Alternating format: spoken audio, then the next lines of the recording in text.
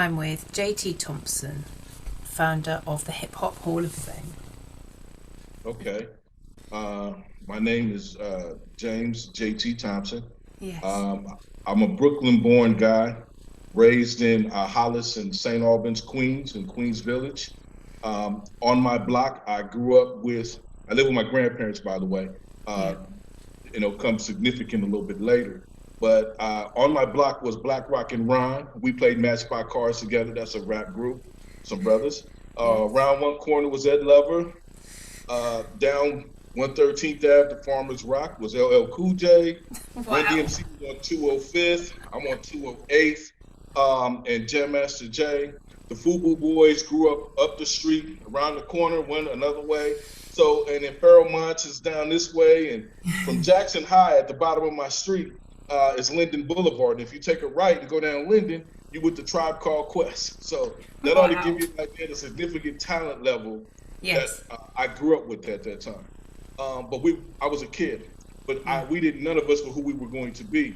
I ended up moving to Harlem with Yeah. my mom, and I got a chance to meet my grandfather's brother, who was called Fry, and he played with Billie Holiday, Really? Louis Armstrong, Cab Calloway. I mean, I seen the pictures. His Yeah. name was on the records, and I'm like, wow. So I was a kid at the time when I met him, and his George Jefferson smoking jacket, it was incredible. But the thing is, I didn't understand the historical reference and how it would impact my life later on. So Mm-hmm. my mother divorced and ended up in Los Angeles. And so I moved to Los Angeles. So you can imagine going from a Shaft environment, the movie Shaft, to growing up with Crips and Bloods, a totally different experience. But the good thing is I was with a strong woman who was my mother, and as a single mom, we moved 10 times.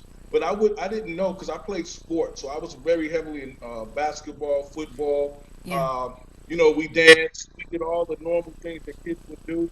And the good thing about that is, who would have known that after I won played sports at Manual Arts High School and graduated, won championships, and then went away to the military as well as going playing for the USA team overseas.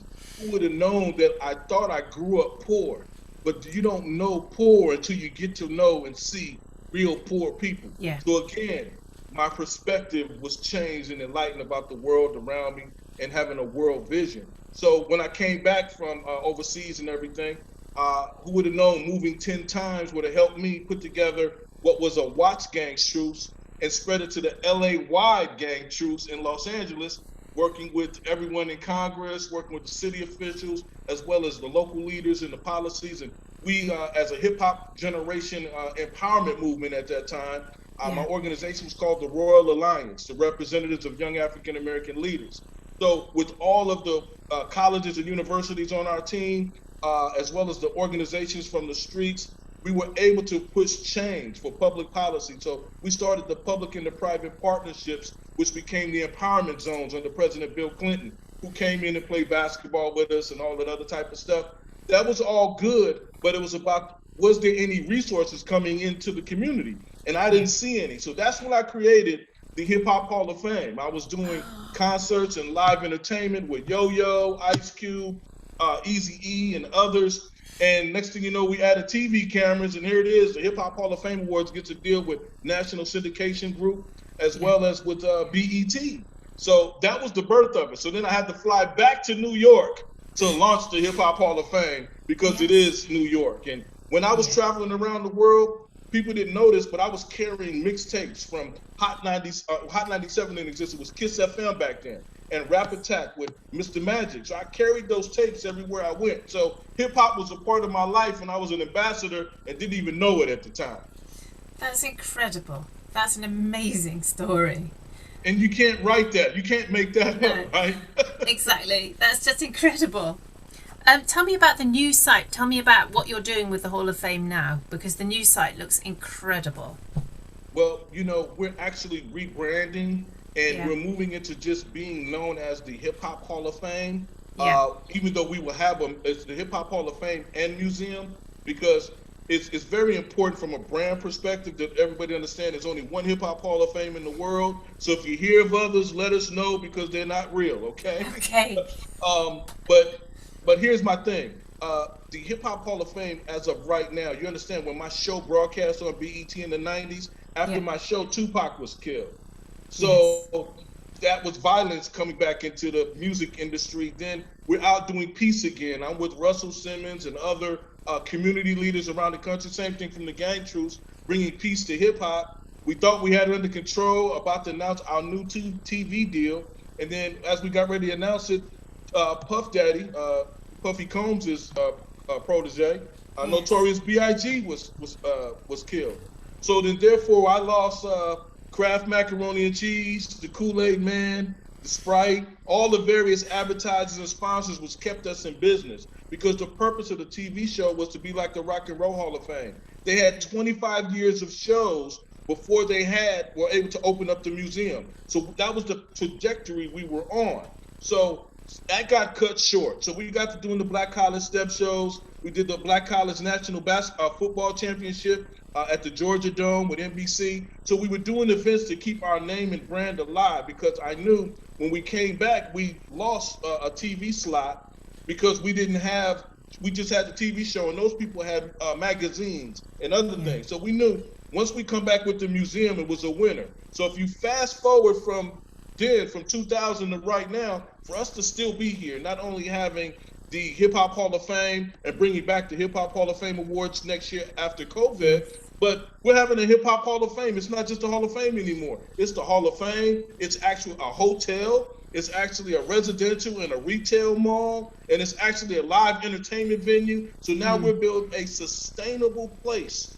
Yeah. All of the stuff that we've been through, and our timing couldn't have been more relevant, because our brand has the ability to galvanize communities and peoples from all walks of life, all cultures, all creeds, under the banner of hip hop, about socioeconomic empowerment. That's what our brand is about now. We're moving into from not just protesting, but how do we open up businesses? How do we channel those resources into real estate development and housing projects? And we believe that our project could be the catalyst with our IPO coming up for the project funding, that we're opening up to other investors, institutional investors, artists and celebrities, that they can now invest and own a piece of the hotel and the other piece, because the museum is nonprofit, so they're separate, but the museum will benefit from the for-profit entities on the site. Yes, of course. Absolutely. You've got a huge outreach element as well, I noticed. You're reaching out to children, you're reaching out to communities. Tell me a bit about that. We have a mascot called DJ B-Boy Scratch. Yes. You're going to hear more about him. He's like our own Mickey Mouse. There is a book that's already been written. I co-authored. It's also going to come out into an animation piece. So that's going to be affecting the young kids. It's more than just telling kids about PSAs, about don't talk to strangers and don't do drugs, but it's helping them to be relevant to today's world. Today's world is totally different from when we grew up. We used to be able to catch the bus and go anywhere. Now it's kind of different. So you got to really be careful and protective of your children. On top of that, we're already partnered with Thrive Collective. Our educational outreach is in over maybe 60 schools, but due to COVID, we're not in the schools right now. But we're changing a lot of that programming into virtual programming. And what it is, we've been able to build through Thrive Collective, I think collectively over 50 murals over the last 3 or 4 years, where the kids are able to come in and be a part of actually making their schools beautiful, the community beautiful, parks, and all the other places where we're putting up murals as an example of hip hop arts and education. That's what we're about as a museum and an educational institution. That's fantastic. Tell me a bit about the timescale. How far along is the project? Well, this thing has taken on so many life forms, you know. Yes. I'm almost reluctant to say give times now, but the difference is we got out way ahead of this thing with COVID. We already knew that we were not going to break ground this year. So we had already told everyone early when we put out an RFQ for an architect, we were going to utilize Sir David Ajay as the architect of the project, but he's got so many projects on the table. He's going to now be a consultant on the project. So we're opening it up for a new architect to come in and actually be the actual designer of the new facility and put the finishing touches on what it should look like. So we're thinking that will be taken care of by the end of the year. The property acquisition should be complete by February, and we should be able to break ground next year with the first demolition of some of the buildings on the site next year. But we're on track to open late 2023.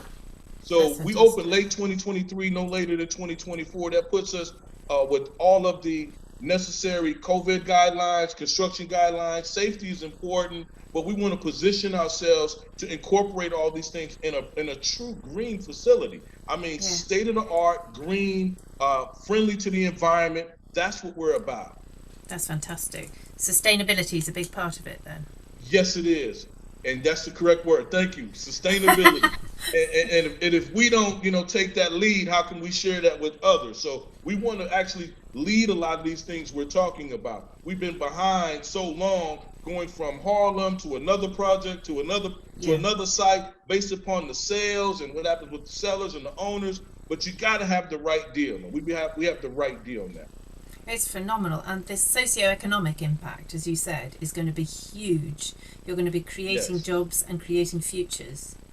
Yes, you did your homework, and that's what we're excited about. And people got to understand, the Country Music Hall of Fame has a hotel as well, right? So we're kind of like we're not how should I say this? We're being creative and innovative with some of the things that are already in place. But we made it relevant to hip hop and how it can serve us and our community and world travelers. So with the Hall of Fame having its own museum, approximately 50,000 square feet, with a plethora of exhibits, 100 exhibits in rotation, different floors of memorabilia, showcases, covering everything from music, film, sports, television, everything that hip hop covers, as well as the history from the DJs, the B-boys and B-girls, all the way to the MCs and to the groups, as well as graffiti artists, but we're also entrepreneurs and fashion folks now. So all those things are covered. Now, what the hotel does, it gives us an opportunity to have a management program for minorities to get into hospitality. In the residential component, it allows us to also train others in property management. With the live entertainment venue, not only do we showcase hip hop music and entertainment, but it also becomes a venue that we can utilize to expand upon to actually do things in other venues and create other properties, which I'm gonna get into with a special announcement on this conversation with you that we have coming up. So if we're doing 150 live events after COVID is over in our own facility, imagine if we're able to do that around the world. That is incredible. So COVID, did it have a negative impact, or did you manage to stay engaged in the digital space with your audiences? There were pros and cons in all of it. I mean, when it was shut down for everybody. Yeah. You couldn't pay your vendors, you couldn't pay those that were doing work for you. I mean, you got to understand when, as a nonprofit, and have for-profit tendencies on the other side, it was difficult for us, and we had to maneuver through this because certain people that were doing certain jobs pre-COVID were not needed when we were trying to relaunch. So now you had to reallocate whatever resources that you were able to have to now reallocate them into what's needed because of where we're going now. So that was a tough navigation, but we've been very fortunate and blessed with the support of others and good people that we work with on different capacities, whether that's business development, whether that is financiers, or whether that's developers, whether that is folks that are in the development team, or those that are in the community outreach team. These are good people with good groups, and we're doing the best we can to maintain those relationships. That's fantastic. And as you said, you have moved into the digital space to an extent. You've been sort of... Yes, we have a brand new website being developed. We love what we have, but you have to grow with this thing. COVID has provided a whole new opportunity for us from a content perspective, from an educational perspective. We realize now some of the things we were doing in the class can now be done virtually. So we're now transforming that into an actual curriculum that we'll be able to engage with schools now, not just in the tri-state area, but around the country and around the world. Exactly. And that means that's the exciting part of this. It's a learning curve, but we're working our way into it. But I see the digital space, especially with exhibits and memorabilia, once we start putting some of those things in place, I just think that we're going to have a two-tier operation, a continuous digital operation, as well as a brick and mortar operation. Absolutely. And of course, in the digital space, when you're reaching a global audience, you're also helping to bring down barriers and bring down sort of borders. You're so right. And that's one thing that's so good about music. Yeah. Music has a way to bring people together from all walks of life, because if you love the beat, you love the beat. If you love the lyrics, you love the lyrics. Me, Yeah. I grew up with hip hop, but I also grew up with R&B, soul, and funk. Got exposed to jazz, and believe it or not, when Run DMC did Walk This Way, we started listening to some rock. You know what I mean? So it takes you in different places. And when you go visit other cultures and you see the family unification around festivities and dances and certain celebrations, you get to appreciate other cultures and other people. And that's what Yeah. the Hip Hop Hall of Fame is about. How do we bridge those gaps that I don't care if you're in London, I don't care if you're in Paris, if you're in Denmark, if you're in Moscow, I don't care if you're in Tokyo, I don't care if you're in Brazil, I don't care if you're in the Caribbean or in Iceland. Somebody in hip hop loves you there. Yes, that's so true. That absolutely is. Tell me about some of the artists who are involved with the project. Well, we don't like to name drop, Ah, but we've worked. I'll just put it this way: we have people that have been involved with us in the past, some yeah. present, and some we're building relationships now for the future. Um, we started this thing with the pioneers, the original Kool Herc, who one of the initial founders of hip hop music, Africa Bambaataa, and the Universal Zulu Nation, Yeah. Grandmaster Flash. Some of these guys were acknowledged in the very first Hip Hop Hall of Fame awards, and we took the pioneers in. And what we're doing, what we announced then in Sylvia's in the 90s when we first launched the show, was that we wanted to make sure that the pioneers was involved in what we're doing. And we're still keeping our word today, because we're going to be announcing the fact that with the stock offering that we're doing, here's one special announcement that's for you, Miss Lala and blooloop. That is, we're going to put together set aside a $3 million fund from the stock offering to help support the pioneers and those who came before us and paved the way, because a lot of them don't have health care. Some need housing. There's so many other disparities that we're not even aware of, that I Yeah. think it's important that we as hip hop take responsibility for our own, like the NFL does with its players and other groups do. I think we need to do the same, and we're going to embrace that principle. So the That's pioneers, fantastic. they're involved, but we've worked with everyone from Slick Rick to Dougie Fresh to, oh my gosh, I can call out so many names: Eric B and Rakim, all the way to Snoop Dogg. Yes. I work with E40. I work with Master P, Too Short. My gosh, EPMD. I've worked with the Goody Mob. I work with Outkast. So many Mm, different people over the years that we've worked with, that are all family, that when we're ready to go, we'll be able to bring everybody back in together. that's fantastic. Okay, if you had to describe the mission and the vision of the Hall of Fame now and into the future, how would you put that into words? I can put that into a couple of phases. Phase one right now Yeah. is complete the acquisition of our site, Yeah. launch the IPO, bring in as many folks for wealth creation in that we can, and we'll be announcing a major capital fundraising piece with that. That's priority one. Priority two is the actual museum itself. It is designed, our mission is to preserve, archive, showcase, and highlight hip hop music and culture, past, present, and future. And that's through documentation, that's through exhibits, that's through other digitized mechanisms, through education, and that also includes in content and other things that I don't want to disclose right now, because I don't want any competitors to be competing with us. But we have a lot of other things that the brand is going to be involved in. So I think that's important. That's fantastic. And of course, you're going to be inspiring a whole new generation. That is the goal. And me, I'm just, this has been a labor of love for me. You got to Yeah. understand, when you work on something for over 25 years and you had to ride the roller coaster when it was up, then hip hop went down and up again and down, and you're the Hip Hop Hall of Fame, you're like, hey, we're here, and no one's listening. You know what I mean? It's Yes. kind of hard. But we've been fortunate enough to galvanize our brand, know exactly who we are now, and now we're in demand.